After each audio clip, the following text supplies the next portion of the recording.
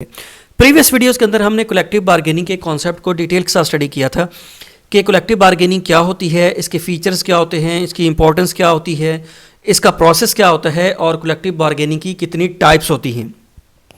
इस वीडियो के अंदर हम कलेक्टिव बार्गेनिंग के एडवांटेजेस, डिसएडवांटेजेस और क्रिटिसिज्म को डिटेल के साथ स्टडी करेंगे। Advantages of collective bargaining: workers have larger voice. Collective bargaining के अंदर एक तरफ मैनेजमेंट होती है, दूसरी तरफ ट्रेड यूनियन होती है और यूनियन के बहुत सारे मेंबर्स होते हैं। यूनियन तब स्ट्रांग होती है जब उसके मेंबर्स ज़्यादा से ज़्यादा होंगे। यूनियन के जितने ज़्यादा मेंबर्स होंगे ना, उतनी वो यूनियन स्ट्रांग होगी और जितनी यूनियन स्ट्रांग होगी ना, उतने चांसेस ज़्यादा होते हैं कि वो मैनेजमेंट से अपनी बात को मनवा सके। तो जब वर्कर्स यूनियन को ज्वाइन कर लेते हैं ना, तो इससे उनकी वॉइस बढ़ जाती है, वो क्वाइट ईजीली मैनेजमेंट से अपनी डिमांड्स को मनवा सकते हैं। अगर वर्कर्स इंडिपेंडेंटली रहें, इंडिविजुअल रहें, तो तब वो मैनेजमेंट से अपनी बात को मनवा नहीं सकते। उनकी वॉइस इतनी स्ट्रांग नहीं होती कि मैनेजमेंट उसे सुने और वर्कर्स की डिमांड्स को पूरा करे। Employ welfare and job security: जब वर्कर्स यूनियन को ज्वाइन कर लेते हैं ना, तो इससे उनको जॉब सिक्योरिटी मिलती है, बिकॉज फिर उनके लिए यूनियन फाइट करती है। अगर वर्कर्स इंडिपेंडेंटली रहें तो तब मैनेजमेंट के लिए क्वाइट इजी होता है कि वो किसी भी वर्कर को जॉब से डिसमिस कर सके। लेकिन जब वर्कर्स ग्रुप बना लेते हैं तो इससे उनकी जॉब सिक्योर हो जाती है। Improved working conditions: trade union के पास पावर होती है निगोशिएशन की, बिकॉज उसके बहुत सारे मेंबर्स हैं। अगर मैनेजमेंट ट्रेड यूनियन की बात नहीं मानेगी ना, तो वो स्ट्राइक पे चले जाएंगे, जिससे प्रोडक्शन लॉस होता है। तो इसलिए ट्रेड यूनियन के पास पावर आ जाती है कि वो मैनेजमेंट के साथ निगोशिएशन कर सके वर्किंग कंडीशंस को इंप्रूव करने के लिए। वर्कर्स को बेहतर वर्किंग कंडीशंस दिलवा सकती है ट्रेड यूनियन मैनेजमेंट से। Improved quality of life: improved quality of life का मतलब यह है कि वर्कर्स के इंसेंटिव्स को इंप्रूव करना, उनके रिवॉर्ड्स को इंप्रूव करना, उनकी जॉब स्ट्रक्चर को इंप्रूव करना, उनकी वर्किंग कंडीशंस को इंप्रूव करना। जब वर्कर्स की ये सारी चीज़ें इंप्रूव हो जाती है ना, तो इससे वर्कर की क्वालिटी ऑफ लाइफ भी बढ़ जाती है। Eliminate income inequality: income inequality का मतलब ये है कि एक इंडस्ट्री या एक ऑर्गेनाइजेशन वर्कर्स को और पे करती है, दूसरी ऑर्गेनाइजेशन या दूसरी कंपनीज वर्कर्स को और पे करती है। मतलब एक कंपनी ऐसी है जो कि वर्कर्स को कम पे करती है, दूसरी कंपनी वर्कर्स को ज़्यादा पे करती है।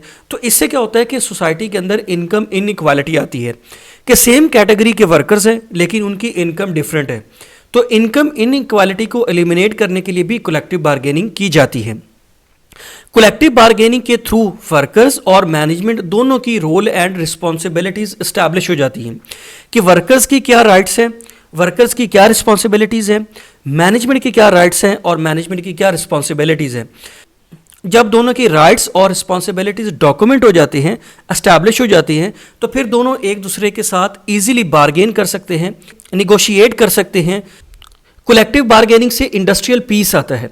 इंडस्ट्रियल पीस कैसे आता है कि जब मैनेजमेंट वर्कर्स की डिमांड्स को मान लेती है तो वर्कर्स स्ट्राइक पे नहीं जाते, बाइकआउट पे नहीं जाते, जिससे क्या होता है कि इंडस्ट्री का डिसिप्लिन डिस्टर्ब नहीं होता। तो इससे इंडस्ट्रियल पीस आता है। अब हम स्टडी करते हैं कि कलेक्टिव बार्गेनिंग के क्या डिसएडवांटेजेस होते हैं। इसका पहला डिसएडवांटेज ये है कि ये एक लेंथी प्रोसेस होता है।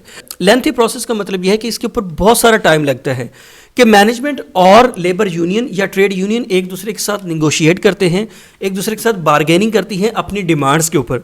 अब हो सकता है कि मैनेजमेंट की बहुत सारी डिमांड्स हो और ट्रेड यूनियन की भी बहुत सारी डिमांड्स हो। उन डिमांड्स के ऊपर निगोशिएशन के लिए, उन डिमांड्स के ऊपर डिस्कशन के लिए बहुत सारा टाइम कंज्यूम होता है। दूसरा इसका डिसएडवांटेज ये है कि जो यूनियन लीडर्स होते हैं वो अपनी पावर को नेगेटिवली यूज़ कर सकते हैं। मतलब यूनियन लीडर्स अपना ज़ाती फ़ायदा ले सकते हैं, अपने पर्सनल बेनिफिट्स ले सकते हैं और हो सकता है कि वो अपने पर्सनल बेनिफिट्स लेके वर्कर्स को इग्नोर कर दें। तो यहाँ पे क्या होगा कि वर्कर्स की एक्सप्लॉयटेशन होती है। दूसरा ये है कि यूनियन लीडर्स अपनी पावर को नेगेटिवली इसलिए भी यूज़ कर सकते हैं कि अगर उनको अपने पर्सनल बेनिफिट्स नहीं मिल रहे तो वो वर्कर्स को इनकरेज करते हैं कि वो स्ट्राइक पे जाएं, वो बाइकआउट पे जाएं।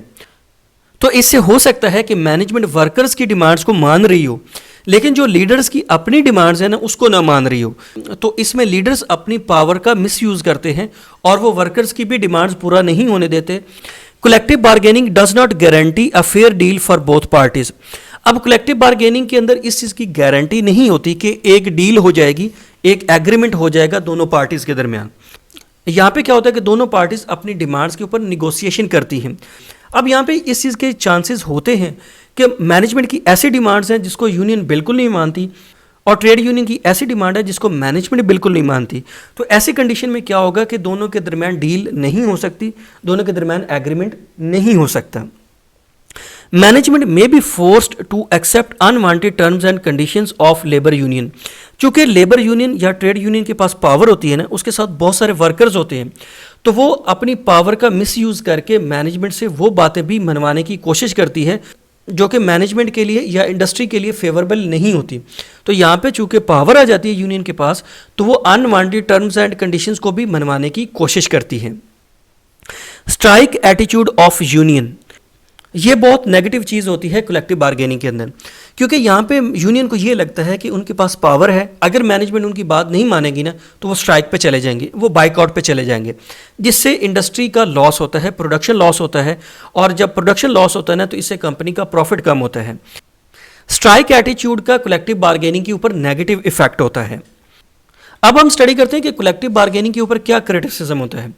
इसके ऊपर सबसे बड़ा क्रिटिसिज्म यही होता है कि यहाँ पे पावर की एक्सप्लॉयटेशन होती है दोनों तरफ से। मैनेजमेंट भी अपनी पावर को एक्सप्लॉयट करती है और ट्रेड यूनियन भी अपनी पावर को एक्सप्लॉयट करती है। मैनेजमेंट अपनी बात को मनवाने के लिए ना ट्रेड यूनियन को प्रेशराइज करती है, और मैनेजमेंट ये समझती है कि उसके पास अल्टीमेट अथॉरिटी है और मैनेजमेंट किसी को भी जॉब से डिसमिस कर सकती है, या मैनेजमेंट ये समझती है कि अगर वो ट्रेड यूनियन की बात ना माने तब भी उसको कोई फ़र्क नहीं पड़ता, उसके पास इनफ अथॉरिटी है कि वो इन एम्प्लॉयज़ को दूसरे एम्प्लॉयज़ के साथ रिप्लेस कर सकती है। यहाँ पे इस चीज़ के चांसेस होते हैं कि जो वर्कर्स की लीगल डिमांड्स हैं मैनेजमेंट पावर के नशे में उनको भी नहीं मानती, और दूसरी तरफ ट्रेड यूनियन होती है, तो ट्रेड यूनियन के साथ चूंकि बहुत सारे वर्कर्स होते हैं तो वो ये समझते हैं कि हमारे साथ चूंकि बहुत सारे वर्कर्स हैं, अगर मैनेजमेंट हमारी डिमांड्स नहीं मानेगी तो हम स्ट्राइक पे चले जाएंगे, हम बाइकआउट पे चले जाएंगे, जिसकी वजह से मैनेजमेंट मजबूरन हमारी बात को मानेगी। तो यहाँ पे दोनों तरफ से पावर की एक्सप्लॉयटेशन होती है, जिसकी वजह से कलेक्टिव बार्गेनिंग के ऊपर बहुत सारा क्रिटिसिज्म होता है।